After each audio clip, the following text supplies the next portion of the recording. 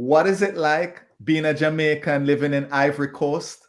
Hi, I'm Xavier Murphy, founder of Jamaicans.com, and today in Jamaicans to the World, I talk to Jean Crawford, a Jamaican who lived in Ivory Coast. Hi, Jean, how are you? I'm fine, thanks. So, which part of Jamaica are you from? Okay, I was born in Clarendon. I grew up in Portland for until I was around 5. Then we moved to Kingston, really St. Andrew. So Okay. I've been in Kingston area since I was like 6. Yeah, because I Okay. started school in Kingston. Not surprisingly, I always said it's the Clarendonians are adventurers, always traveling the world. Yep. So, which school are you bigging up and representing today? Meadowbrook. Meadowbrook High? I went to Meadowbrook. Is there a teacher there that you remember that really inspired you? Mr. Gooden. He was my physics and math teacher. Uh-huh. He passed away about 2 years ago, 3 years ago. Was a very nice gentleman. And then I had Mr. Lloyd Chin too, who was he was the geography economics teacher, which was two of my favorite subjects. And he was very helpful and very kind. A lot of people thought he was really rough because he was like head of the cadets and stuff. But he was a very nice gentleman, as far as I know. Okay. All right. Well, big up to Mr. Gooden's family and your geography teacher's family. And if he's still out, if he's still alive, big him up. No, they're both passed on. Okay. Okay. So tell us the story how you ended up in living in the Ivory Coast. Well, I met a gentleman. He was from the Ivory Coast, and we started dating. And that was like in 1994 or 1995. I just can't remember because I was going through a lot with my mom was ill at that time. And so after she passed in 1997, I kind of wanted a change of life. I got dreadlocks. I decided to quit my bank job in New York. A lot of people don't know I did, but I quit it. I moved upstate New York. We bought a house up there together. And then we started discussing changes, and I wanted changes. I went back into the banking business. And around December 1997, my ex now said he wanted to move back to Ivory Coast because he had just finished his degrees and wanted to go back there, and he was offered a job. So I said, okay. So he left, and about 2 weeks after, I decided, okay, I'm going to give up my bank job again and go after him. Not after him, but, go with him. So Right. I really didn't go by myself. He had a best friend whose wife was Black American, and she was like, "Oh, let's go to Africa. We got to go to Africa." So I said, "Okay." So we all left. We all went together. I spent 6 weeks, and then we came back. And then I contemplated it, listened to my family. Oh, you can't go to Africa to live. Suppose anything happened to you, you might not come back. So they're going to take you away. It's not, it's too far. So I said, okay. So I didn't listen to them. I just packed up again in the February and I went back. Wow. And that was it. Wow. Wow. That is awesome. So I'm seeing behind you some the things hanging on the wall. I can't really make them out. Are those from the Ivory Coast? Those are really from Mali. But what happens in the Ivory Coast is that when you go to the beach, there are nomads who walk on the beach all the way from Mali, Benin, and they come on the beach and they sell the artifacts. Okay. And they're much cheaper. So these are really the way they dress. And this is made out of leather. So I Nice. just a couple of them, yeah. Nice. So you ended up in the Ivory Coast. Really, it was love and Love, relation. curiosity, and just to breeze out my mind after my mom passed. Okay, so tell us about the people there. What were they like? Well, there's a language difference. I didn't speak one word of French. And so when I got there, I had to depend on people to explain stuff to me. And there was not much English speaking people. So I had to take my little dictionary out and learn French myself. But the people there are very, very, very loving, especially when they know you come from Jamaica. And Wow. don't wear a Bob Marley shirt. Because they will run the car down, run you down, and ask you for that shirt. Wow. So I just love the people there. They were so gentle. They were so humble. They were not. I learned so much from them, Xavier. It's unbelievable. Wow. You learn to accept the little things you have. Right. Imagine the kids you're driving by a dump where they dump the garbage, and the little kids with their little pails picking up the food from the garbage to take home for their parents and their other family members. Wow. Stuff like that really hurt my heart. I mean, when you see that, I mean, they're waiting for the dump truck to come every morning to get food to take back home for their family. And when you look at things and you come here, you see people, throwing away stuff. And, I know once I'm going to give you this funny joke. My ex-husband, I had made some food and it was in the fridge for a couple of days. And I took it. I remember it was spaghetti. And I threw it in the garbage. And he went, this is before we moved to the Ivory Coast, and he took the food out the garbage and put it back on a plate and put it in front of me and said, in Africa, we don't do this. And I just couldn't understand why. And then when I got there and saw what was happening, then I realized why he did what he did. It's a very heartbreaking situation, but that's it. There's no help for them, hardly any help for them. So you mentioned that the Bob Marley shirt, they'll take it off for you, right? If they know what were their thoughts on Jamaica, Bob Marley? What was it's called, sound like there was a huge impact there. It is. When you go to the bars or to the clubs, or even to go hang out for dinner, it's always a Bob Marley song playing. Wow. And what made it worse is that I had dreadlocks at that time. So I was Bob Marley, especially in the villages.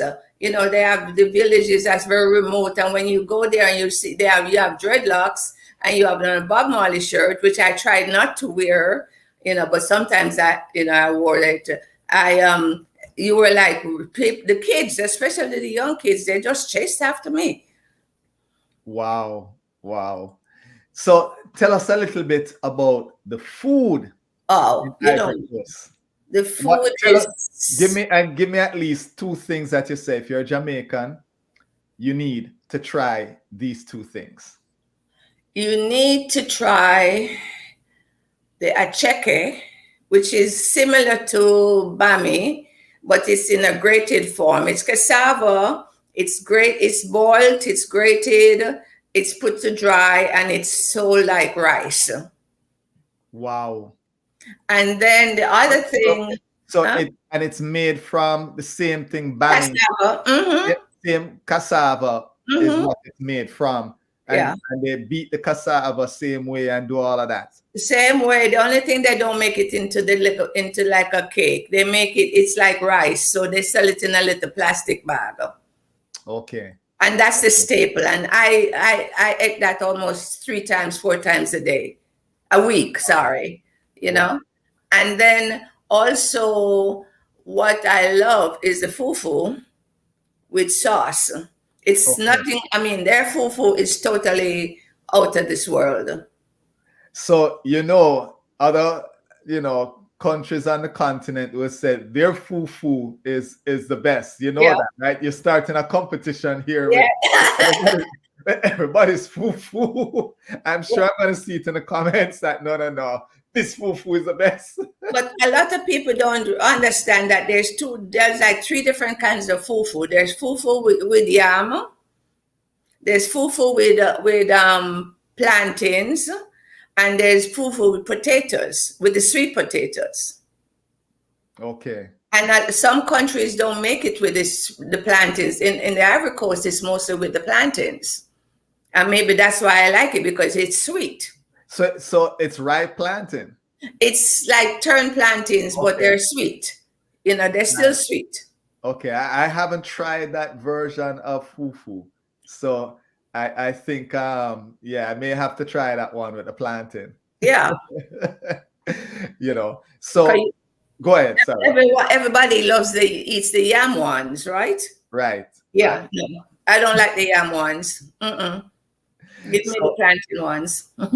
So did you cook any Jamaican food while you were there for some of your Ivory Coast friends, and what were their thoughts on the Jamaican food? Okay, this is what happened. I saw a breadfruit tree in a yard once, and it was laden with breadfruit, and nobody was picking them. So I stopped and I asked if I could get some breadfruits, and the guy said yes. And he gave me a whole crocus bag of breadfruits. I don't know what he expected me to do with them. Anyway, there were some Guyanese from the UN. We had made friends with some people from the UN. So I gave them to the Guyanese and the Trinis and the Jamaicans. So I had the breadfruit at home. And my ex-husband was like, what are you going to do with all those breadfruits? You can't eat those breadfruits. And no. So one day I decided, I roasted them, put them in the fridge, and one day he and his friends came over for lunch, and I took some breadfruit out and I fried them and I offered them to them. Would you believe, Xavier, they went in my fridge and took out all the breadfruits after that and left? And I'm like, what the hell? The tree's been there from before I moved to the Ivory Coast, and nobody asked. And here am I, you guys, oh, it's so good. And they kept on asking me where to get more breadfruit. I said, go ask the guy. He took all the breadfruit out the fridge and gave it to his friends. So you started a trend. You probably go back now, and folks are now frying breadfruit and wow. Any other Jamaican food you had folks try that they said, Jean, you have to make this again for me? No, because I really didn't do much cooking. Because I wanted the change from the cooking, so I had the housekeeper did most of the cooking. So I really didn't do much cooking. Okay, all right. So music. You said there's reggae music when you go in the bars. Mm-hmm. What other types of music were you hearing while you were there? African music. At that time, Alpha Blondy was the big deal. Okay. He was everywhere. He was another one who you heard everywhere. And he's a Ivorian reggae singer. I see. He sings more reggae than anything. So like he had taxis, and if you go in the taxi, they were playing either him or Bob Marley. So it was either Bob Marley or occasionally you would hear, I think those Toots and the Maytals you will hear occasionally. But there wasn't much more reggae other than Bob Marley and Alpha Blondy. Okay. So back, when you lived there at the time, and you're probably still in touch with folks that are there, cost of living, what was the cost of living like there? Well, okay, you had two levels. If you go to the market like I did and you bought your stuff from the market, you were okay. But if you decided to go to the supermarket, the normal people or the local people can't afford the supermarkets. It's mostly the expatriates or the business people who go to the supermarkets. But everything that you want, you can find in a regular market like Coronation Market or Mandeville Market. Okay. Now you're on the coast. I think it's west, right? It's It's West Africa. West Africa. Mhm. So you buck up on breadfruit. What other fruits that you know from Jamaica did you see there? Did any ackee by any chance or Well, anything the else? Aki, this is what happened with us and the Aki. We were going to a wild resort one day, and we missed our turn, and we started to go through this weird place that had nobody living in there, just pure bushes. And then we continued, and then we ended up in one of those villages that had those houses that were made out of clay and coconuts, the real African houses. But when we went to the village, it was ackee trees all over it, but nobody was picking Wow. the ackees. Wow. And they didn't eat them. They were just falling on the floor. But my best find was some jackfruit tree. I was on cloud nine when I saw the jackfruit trees. I'm not a big jackfruit fan, but I guess I'll imagine, hey, Oh, I love myself some jackfruits, let me tell you. And I went to buy flowers at this place once. I saw this guy selling flowers on the street, and then I asked him where his place was, and he directed me. And when I went there, he had like 20 jackfruit trees laden, and didn't eat them. So I would go back like every 2 weeks and get a free jackfruit from him. So I know I've been saying Ivory Coast, and I think French is Cote d'Ivoire. right. Cote d'Ivoire is Yeah. is what they say. So did you learn any of the language while you were there? Under the French. Okay. All right. Under the French, yeah. Couldn't deal with the other ones, no. But the funny thing is, most don't care what village they came from or what tribe, they still could speak French. Okay, I see.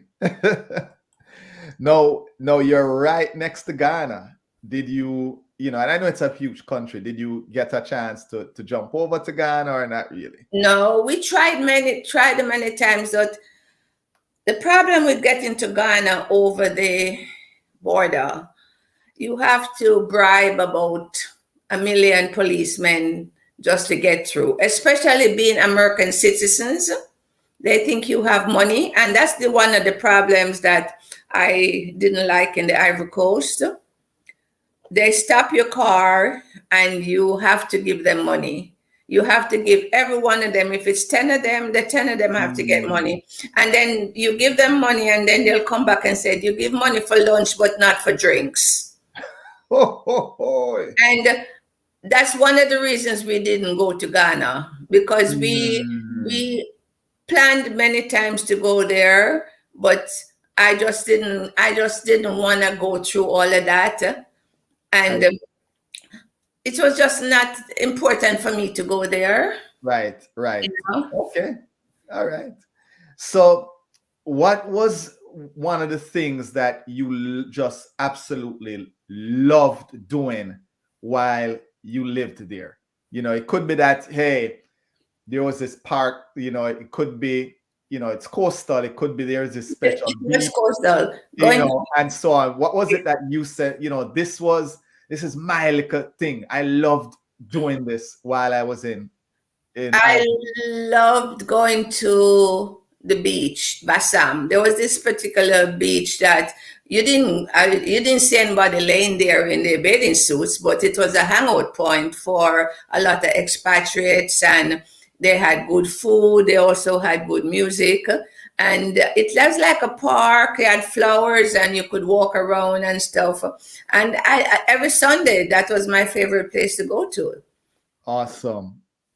So is there something or a place, or it could be a festival, it could be an event? I know you said Bassam, that you'd say if if you visit, you must do this if you visit the Ivory Coast. Could be No, the same beach. It could be the same beach. You say, go it check was. that beach out. I think one of the best. One of the. I think on an overall, if you visit Ivory Coast, I think you should take trips into the rural areas to see how the people live, Mm-hmm. and like up to the capital, because Abidjan is not the capital. Abidjan is the financial capital. Yamoussoukro is the capital, and it has a basilica there that when you go there, it blows your mind the way how expensive this thing was built. Mm. And there are other places that I really didn't go one place. I went to like where the slaves were kept and waited to go in, for the ship to come. I went to Yamoussoukro. I went to the wild resort. I did different things. So it's up to the person. Somebody might come there now. And let me explain to you first of all, Abidjan has changed. Ivory Coast has changed. My friend just came back in from there in the summer. He said, Mm-hmm. "Gee, you don't want to go there anymore. Mm-hmm. It's like a total New York City, Built up now. built up, and the way that people live, there are fast foods. When I lived in Abidjan, the fast food was on the street side. Right, right. You just grab Yeah, something on from a vendor on the yeah. side. Now they have fast food restaurants. They have fancy taxis. They have Uber. I mean, give me a break. It's like so. Uber. For me, I would want for somebody like if I'm telling somebody to go there, I would say go there, stay at the hotel, but try to go out the Outside. city. Try Okay. to go out of the city, and we did that a lot. Most of the weekends we were out of the city. Okay. Is there any customs? It may be a marriage custom. It may be how when you meet someone, how you have to greet them. It could be anything. Any customs that you found very interesting while you were living there? Um, First when you get there and you're taken to like your in-laws, or like me, I was taken to family. The first thing they do is to take you to the dressmaker and make you clothes, because you have to have an outfit. Yeah. Secondly, like my ex-husband's father died, and the whole family had to have the same clothes, same material, made in different patterns, but everybody had to have on the same pattern. And I'm Mm. like, oh Different, no, so different styles, but the same pattern. The whole material. Yeah. his side of the family had to do that. Everybody on his side. Everybody. And although I didn't even meet the man, I wasn't going to the funeral. His sister-in-law dragged me to the dressmaker, and I had to make my clothes. Wow, wow, very interesting. It's a very interesting culture. And then another thing that I didn't understand was that, like, somebody dies, and you have to go. They build a tent, they put them outside, and you just go there and sit and just stare for hours. Wow. I had to do that twice, and let me tell you, that was the most painful thing. So You it's just a it's a part of the grieving process to just sit Yeah, and then the here. body is pushed up. The body is on a table in front of you, and you're seeing the person laying there. And this is under a tent. This is not in a church. And you just Mm, sit there, and then afterwards they serve mostly drinks, no food, just liquor. mm. And it Wow. depends on the tribe. I'm not Mhm. saying all, but the tribe that Right. I was in, that's what most of them. That's what they do. Okay. I see. I see. Well, Jean, listen, thank you for taking some time to tell us about your experience living in Well, the Ivory Coast. I won't try to pronounce the French name. My French is not that good. but but here's how I typically wind it down. You land in Jamaica, which I learned you recently did.